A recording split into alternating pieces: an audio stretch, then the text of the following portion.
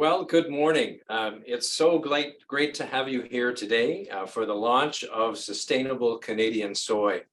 We're really excited about what we have to share with you today. It's been a number of months in the making, and we're so glad that you can join for our launch here today. My name is Brian Innes, and I'm the Executive Director at Soy Canada. Before we begin, I'd like to start by recognizing that I'm here at the Soy Canada office, just steps from Parliament Hill in Ottawa, and that sits on the unceded territory of the Anishinaabe Algonquin people. They have lived sustainably on this land for millennia, and their culture and presence on this land has nurtured it and nurtured the contributions that they make to our society. So for our program today, we have a very short introductory presentation, followed by a panel discussion with one of our growers from Ontario, Scott Persall, as well as an export representative, Matt Renkema from Savita International.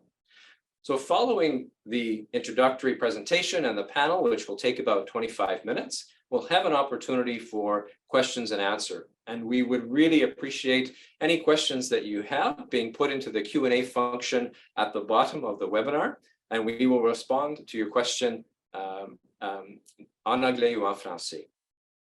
So we would welcome your questions following our brief presentation and panel discussion. So without further ado, we'll get right to it and start our launch of Sustainable Canadian Soy.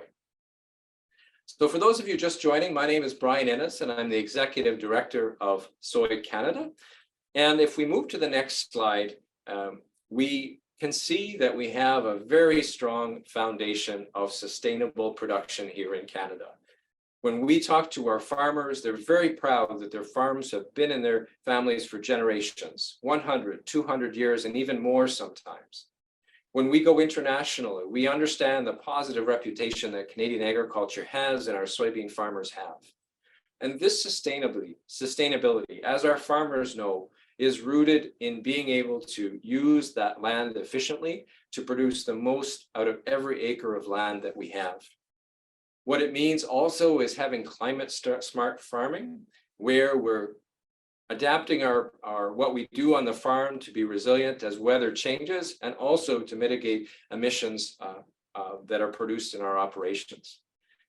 Sustainability means soil health. It's the root of all of agriculture and certainly the roots of soybeans. It means water stewardship as well, to protect our lakes and streams. And it also means protecting biodiversity and habitat that's within our fields and in our communities. We have a very strong foundation of sustainability for our farmers. But we're here today because we have a need. We have a market need. So as we go to the next slide, what we're seeing in the world of soybeans is a need to create a verified sustainable soy program.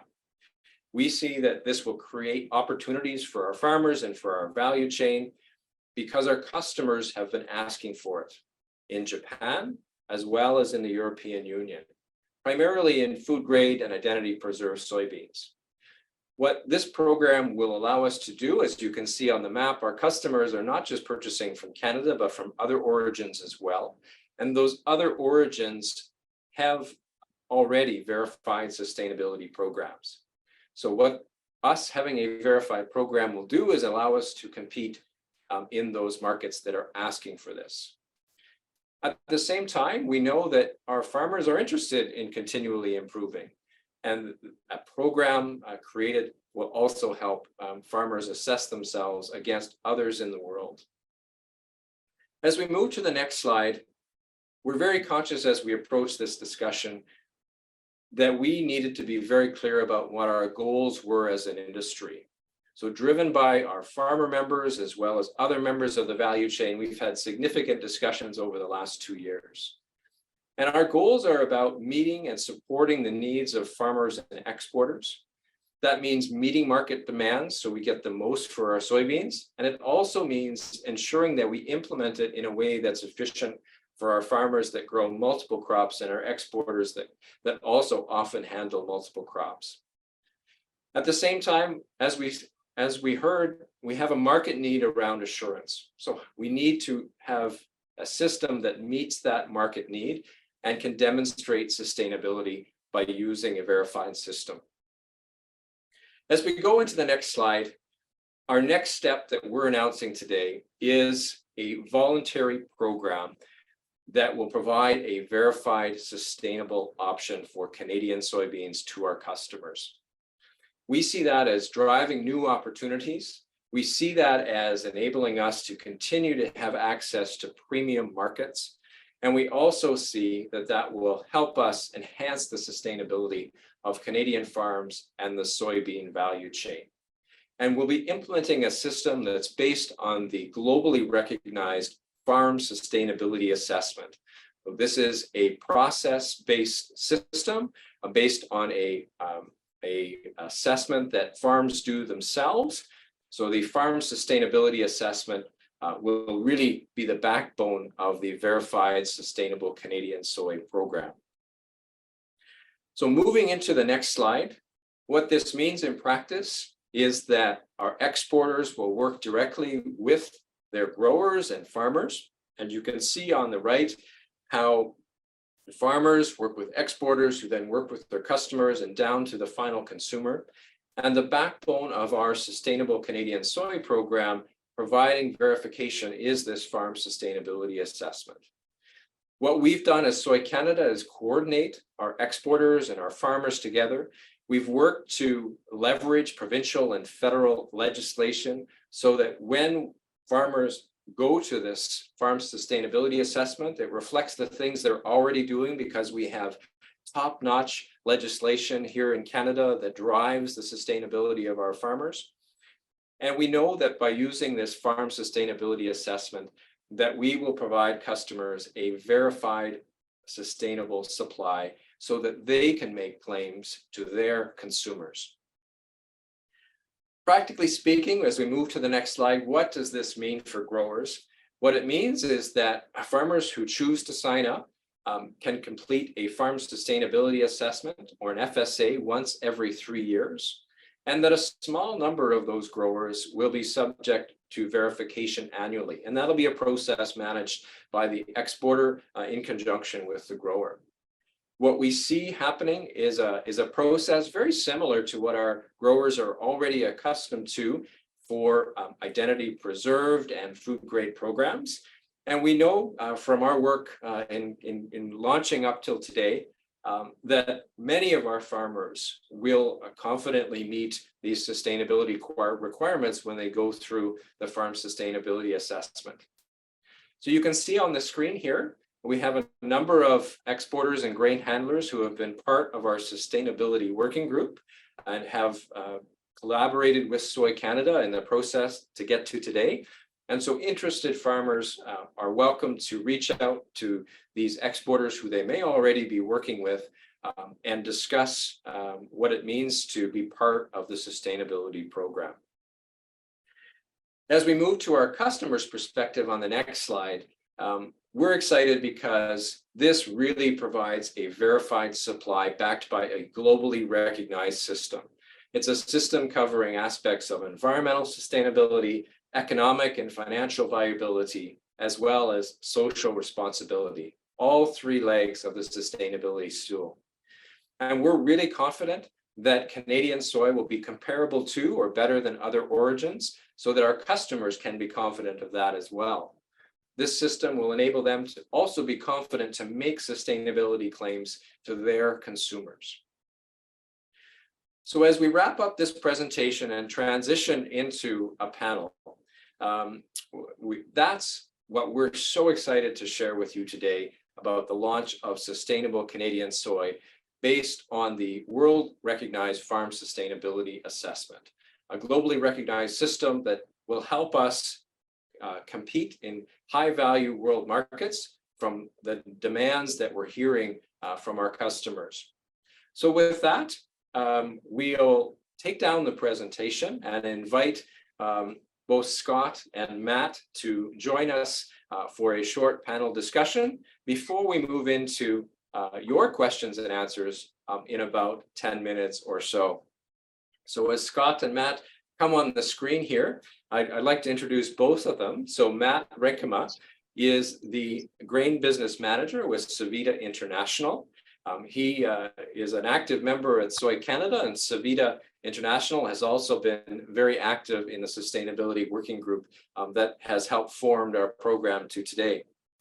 Secondly, we have Scott Persall, who is a director on the Soy Canada board and also a member of our sustainability working group here at Soy Canada. He is also a board member for the Grain Farmers of Ontario and on the executive committee with GFO, and a farmer, of course, near Waterford, Ontario. So welcome, Matt. Welcome, Scott. Good morning, Brian. Good morning, everyone. Yeah, good morning. Thanks. Wonderful. So let's start off with you, Matt. So when we've described a little bit at a high level how there's a market demand for sustainable soybeans, and I'd like you to share a little bit more and what you're seeing from your perspective as you speak to customers. I know that you were recently also in Asia as part of our Soy Canada mission, as well as your colleague as well. And I'm interested if you can describe for our audience here what you're seeing, about what customers are interested in for sustainability. When they think sustainability and our customers for Canadian soybeans, what are they asking for? Yeah, for sure, Brian. I think buyers who are interested in sustainability in general are just looking for something that they can provide their customer, who is often the consumer, a level of trust in their product and sense of visibility in the supply chain that they either don't currently have or they have from another source, such as the US or South America. And so what are customers seeing from other suppliers, Matt? When you mention the US and South America, what are our customers seeing from those origins? Yeah, most of our competition do have something. The US has a program with certificates. South America is partnered with RTRS, Roundtable for Responsible Soy. Both of these programs have lots of promotion around them. And I think it became clear over the last number of years that it was imperative that the Canadian soybean market, in order to maintain our competitiveness, institutes a comparable program. Thanks, Matt. So I'll turn to Scott. Scott, you've been involved in many discussions on sustainability at your time on the Soy Canada board and also the Soy Canada sustainability working group. And over the course of that time, we've talked about, and I'm sure you're aware, and farmers are aware, there's a lot of sustainability efforts active in Canada. So why has Soy Canada chosen to work with the FSA model, the Farm Sustainability Assessment model? Yeah, thanks, Brian. I think when we were looking at programs, I think the attraction was that this was a whole farm system. So looking at the farm from one end to the other. And the other thing is it's globally recognized, and also it's very comparable to other systems that other exporters are using in other countries. So I think that gives the assurance to buyers that our program is meeting their needs for sustainability. Thanks, Scott. So coming back to Matt, I think when I talk to farmers, and whether my family or otherwise, they're always interested in what's driving the market and the size of opportunities. So when you think about what you're seeing today for verified sustainable soy, how large is the demand for verified sustainable soy, Matt? And what trends do you see in this space of sustainability? Yeah, like you said in the beginning, Brian, it obviously varies by market, but we've definitely seen increasing interest over the last number of years.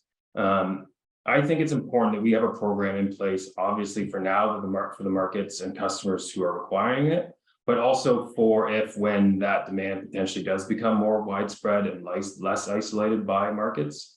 We don't want to be at a point where requirements for this certificate increases and we are reacting to get something done.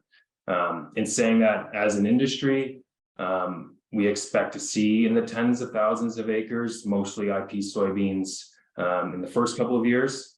But this is designed to work for all soybeans, not just IP, designed to work for all crops. And as such, it's easily scalable.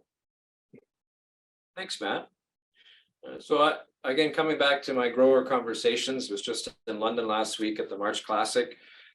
So Scott, I think a question that often comes up in sustainability discussions is what does it mean for a grower and how much effort is required? So based on your involvement in our discussions, how much effort do you see being required by growers to be part of this program? Yeah, I know as a farmer, I have a lot of pulls on my time, and having a program that's very onerous wouldn't be. I know that was one of my priorities when we were setting this program up, that there wouldn't be a whole lot of work to verify the things that we're doing. So I think the program we have come up with really, I've gone through it, and it took me a little less than an hour to go through that program. And obviously that's just the first part as a self-assessment. There'd be some producers after self-assessment that would have to be third-party verified, which would take a little bit more time. I think it's a relatively easy program to just document the things that we're doing on our farms already. And thanks, Scott. So I know it linked to effort in the conversation often between growers and buyers is I'll do anything you, I shouldn't say this, but many things are possible, but things need to be worthwhile for farmers. And so we've talked a little bit today about access to markets, and we've also talked about the value in it for a farmer to look at how they compare with other farmers in Canada and abroad. But Matt, when you think about that question of compensation, so should growers expect a premium for being part of the program? Growers and buyers and exporters, they have relationships and agreements between them. For example, the premium that we pay on food grade soybeans, as well as other things in a contract. As an exporter, we see this as a needed tool to maintain customers in certain markets. This is more about customer retention than customer addition. It is for something that is already being provided by and heavily promoted by our competitors. And so it's in all of our interests to have access to the greatest customer demand. And that demand is why we're able to offer the premiums that we do today, which are higher than they've ever been. And maintaining that demand allows us to keep these premiums as high as possible moving forward. Well, thanks. Thanks, Matt. So we're just about finished our panel discussion, and we'll go into Q&A. So if you have questions, please put them in the Q&A box at the bottom. Si vous avez des questions, s'il vous plaît, mettre vos questions dans le Q&A, et on va répondre à vos questions.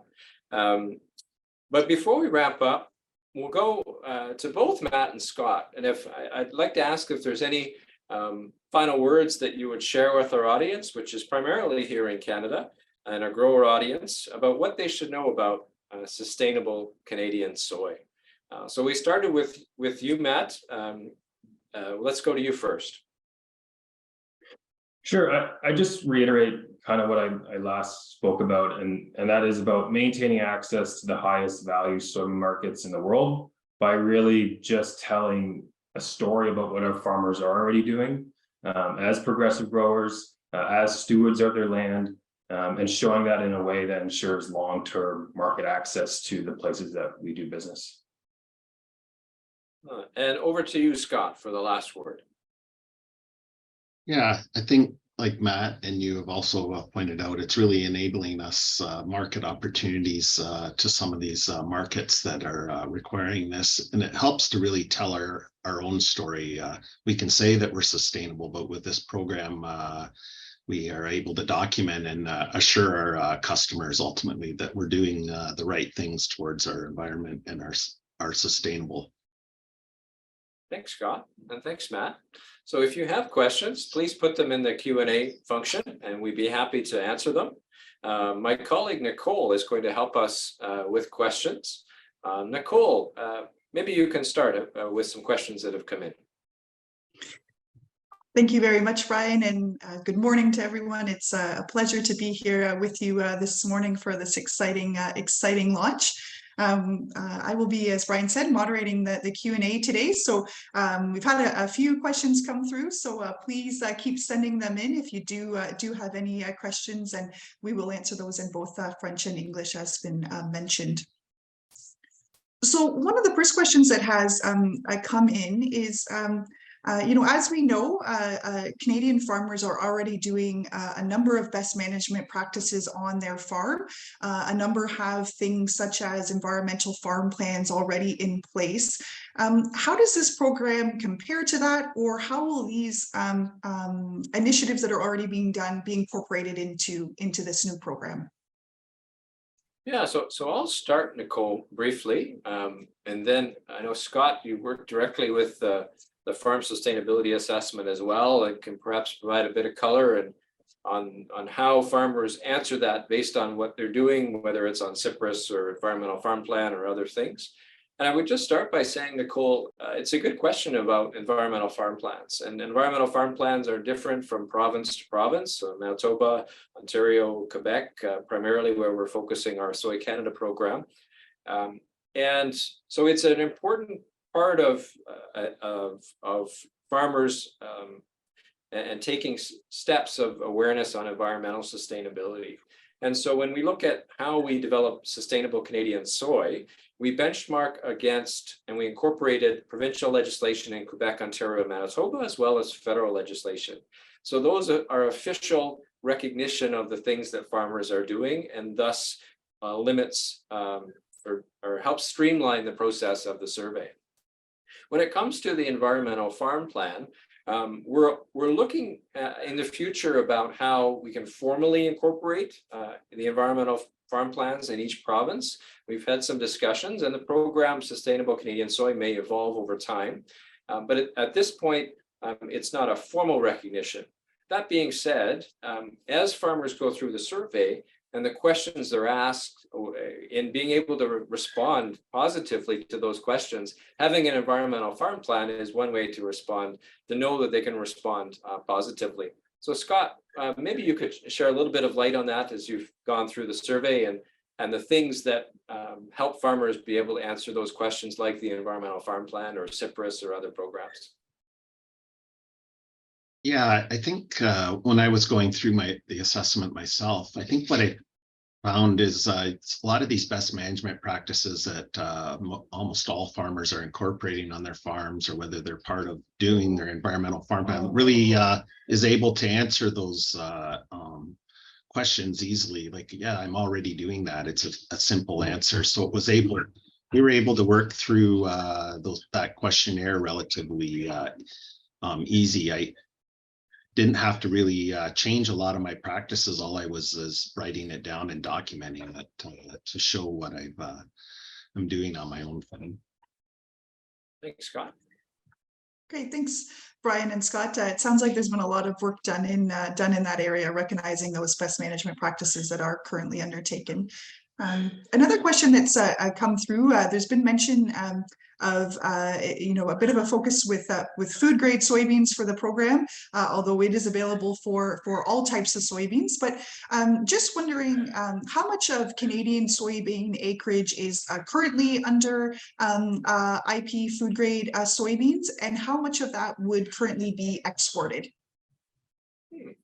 Well, thanks for the question. And Nicole is really the expert in this space, so she'll probably correct me if I don't get the answer correct. So we have approximately between 800 and 850,000 acres of non-GM food grade production. So when we look at the total, it's a bit less than 20% of our overall production, and it varies a little bit from year to year. And by and large, that production is exported. So there is some domestic use here in Canada. There are some makers of tofu, for example, that do purchase Canadian food grade soybeans, but by and large, that production is exported. Okay, thank you very much, Brian. This question maybe would be for Scott. You mentioned that farmers would go through a self-assessment, which it sounds like would take a relatively short amount of time to go through, about an hour, I think you indicated for yourself.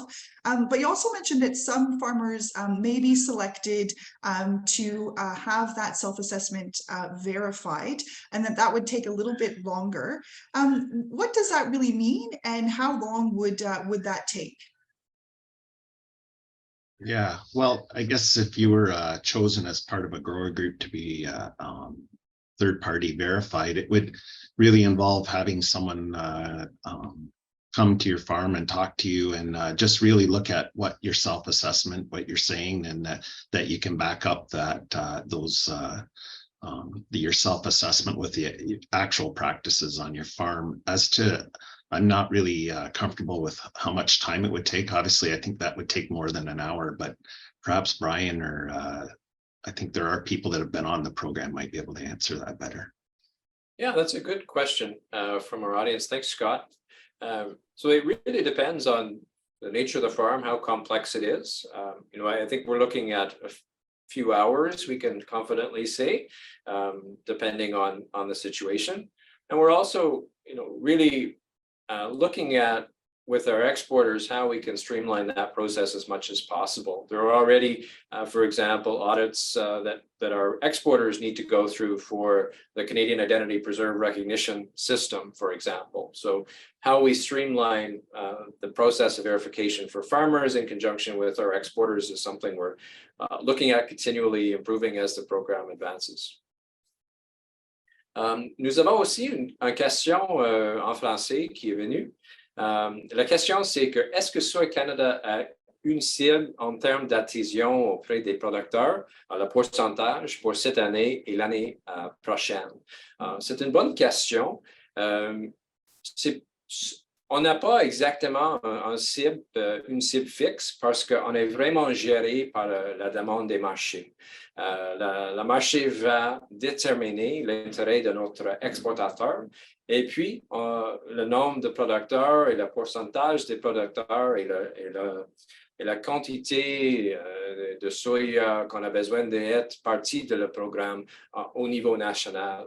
Ce que je peux vous partager, c'est une partie de notre rôle de Soy Canada, c'est à coordonner notre exportateur et la promotion de Sustainable Soy au niveau international avec notre exportateur. Et avec ça, on va partager en termes de anonyme la quantité de soya qui est disponible du Canada dans notre programme Sustainable Canadian Soy. Donc, ce n'est pas exactement que nous avons un cible.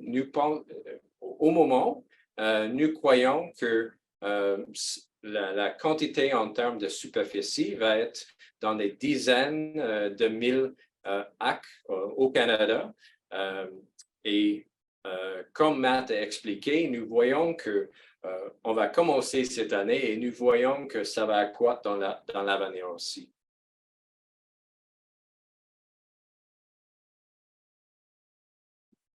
Thank you very much, Brian. Another question that's come through, as farmers, oftentimes, they are working with more than one exporter.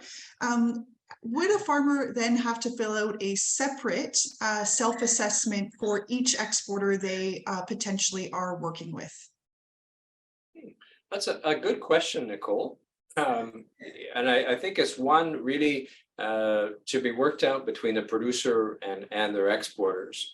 So at this point, we're offering a system for exporters to implement, working directly with their growers. And should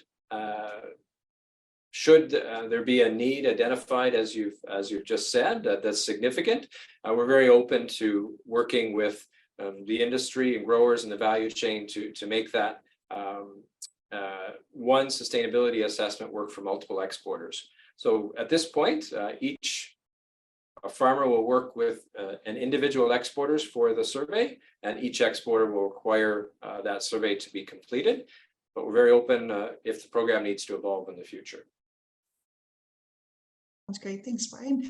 And another question just around documentation. What type of documentation will exporters and processors be able to offer customers? And will Canadians potentially be able to offer a certificate similar to that that we see coming out of the US program, their sustainability certificate? Yeah, good question. So I think what we see is we will be able to offer a program that is comparable to the US certificate program, as well as the Roundtable on Responsible Soy in South America. So whether it's the document that looks the same as a US certificate, that's getting into a detail we haven't quite yet arrived at, but we are confident that we will be able to offer something that is equal to or better than other origins.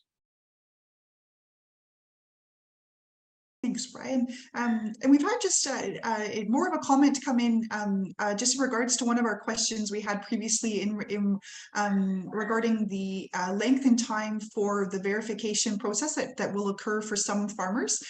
So Jennifer Scott, who's the manager of client programs from Seeds Canada and CSI, has indicated that she has done the FSA audits with exporters for a few years now, and that they usually take between 2 to 4 hours with each farm group, depending on the size and the complexity. But if there's sort of no changes in the structure to those farm groups, as there has been previously, that typically that would be sort of the time frame involved with that. So thank you to Jennifer for providing a little bit of further insight into that process.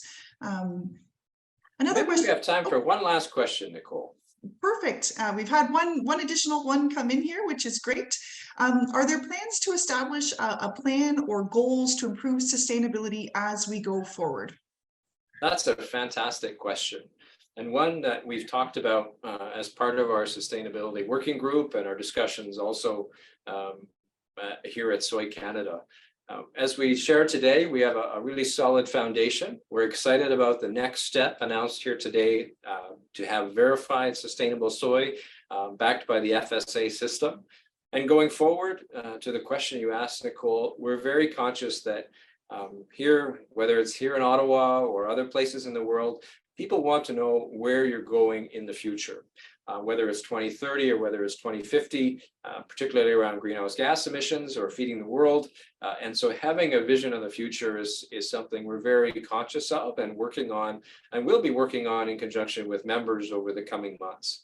So as we continue our sustainability journey from the solid foundation that we have with our farmers in continuing to have their farms sustainable over the last 100 or 200 years, to today with the verified program, we are looking to the future and excited about the contribution of Canadian soybeans to the world's protein and oil demands, and also for our farmers here at home as part of a sustainable rotation, whether they're in PEI all the way to the Rocky Mountains. So thanks for the question. And with that, we'll wrap up our webinar for our sustainable soy launch here today. I want to thank both Matt and Scott for joining us today and sharing your perspectives and all of your contributions, as others have contributed as well through the Sustainability Working Group. And Nicole, our Market Development Manager here at Soy Canada, for your help, and the whole team at Synthesis who helped put this on. So thanks very much. We always welcome interaction and questions from the industry, so don't hesitate to reach out. Thanks for joining us and the future of sustainable Canadian soy. Bye-bye.